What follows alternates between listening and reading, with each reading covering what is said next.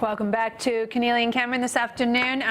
We are going to talk now to Angus Taylor MP, the member for Hume, who's joining us on this new segment we're doing, Make Time to Meet a Member of Parliament. We know it's not as snappy as Meet a Polly. Our Dee Madigan suggested that. But Dee, if you'd been on the program last week like you promised you would be, you could have made that suggestion.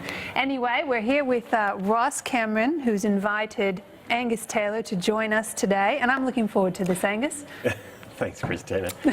Well, Angus, we did tweet out to the Twitter sphere, who would you like to see in this segment? And nobody mentioned you. So, I thought No. Actually, Christian Porter, you got a few votes, so we're going to come to you eventually. But it is true that Angus did get at least one vote. It's good to hear. Now, it was from @Angus Taylor MP. Angus is a guy who's sort of regarded as a future potential, significant figure on the Conservative side of politics. Do you think you're up to that or not?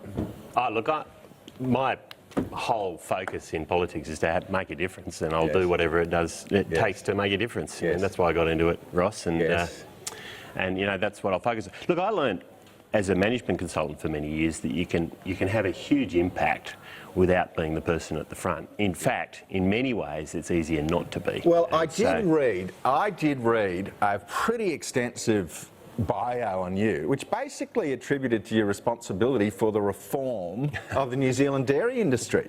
I mean, and that, they say, is the thing that catapulted you up through the ranks of McKinsey. Is that no bastard wanted the job, and you weren't even a partner, and you said, I'll do it, and you tell us how you did it in just 20 seconds. Well, it was a big reform, and we saw a massive opportunity emerging in Asia for exports of dairy products in New Zealand, and we need to get everyone aligned behind a common vision, and that's what we did. It was as simple as that. It took 5 years, but it was massive reforms and building relationships and networks and all those People say you used to go like every week or 2 weeks and just meet privately and have a coffee with key players like over 2 years or something. Yeah, longer than that actually. It was 4 or 5 years by the end of it. Yes. But, I learned from that taking on a tough job is often the best way to cover yourself in glory, which is really what we're interested in. To make a difference. To make a difference. And to be seen as someone who has the potential to do more in the future. Amen. We believe in ambition on the Liberal side.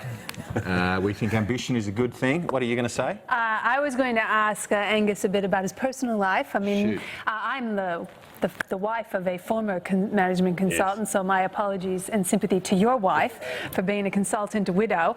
It must be really nice, though, to have a life now where you can indulge in a few more things that are of a personal interest to you. And I'm not just talking about politics.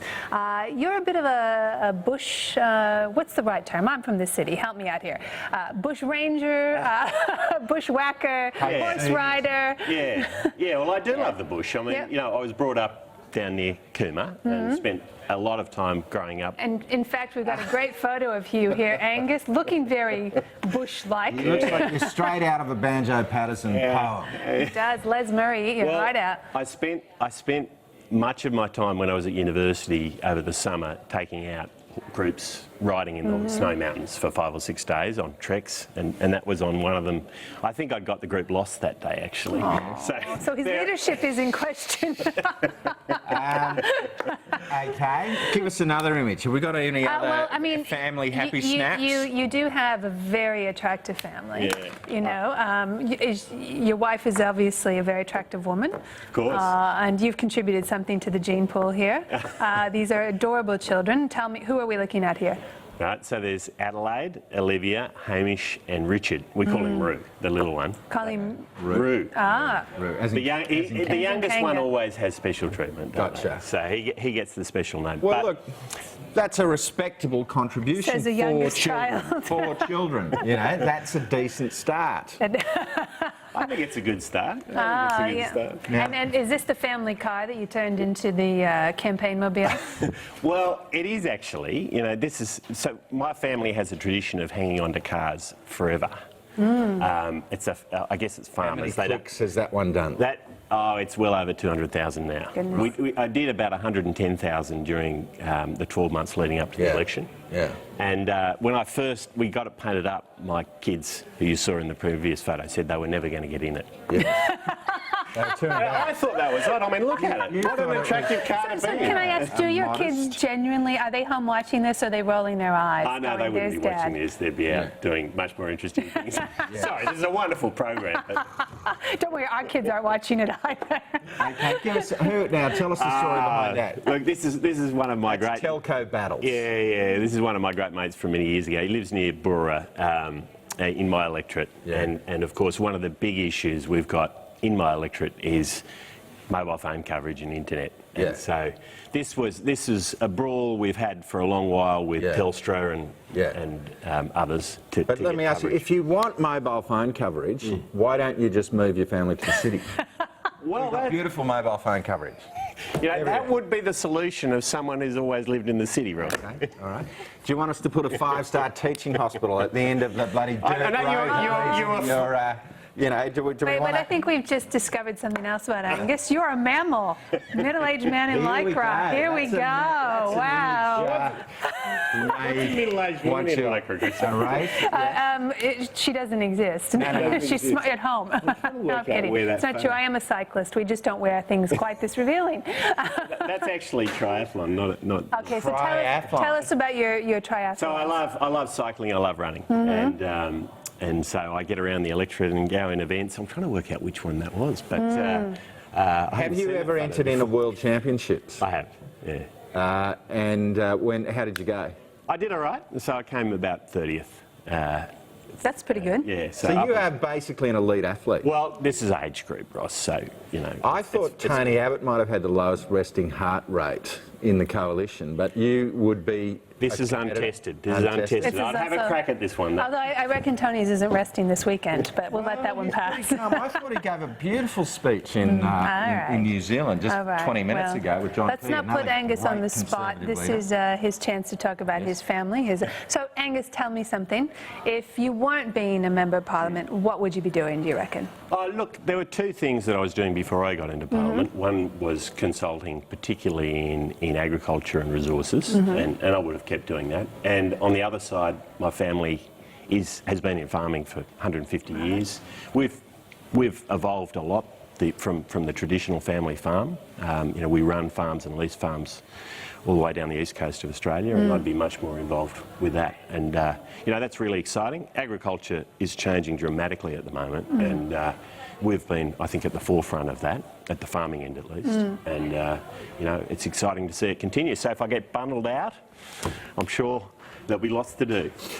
I also want to ask, because we are city folk, tell us, city folk, why we should come to the electorate of Hume. Well, it's a fantastic, for someone like you, Christina, mountain biking and road biking, absolutely fantastic. Some of the best cycling in Australia, down around Goulburn and up towards the Southern Highlands. So you should come down and see it. It's a beautiful, beautiful area. And for you, Ross, well, it's on the way to the snowfields. Perhaps that's good for you.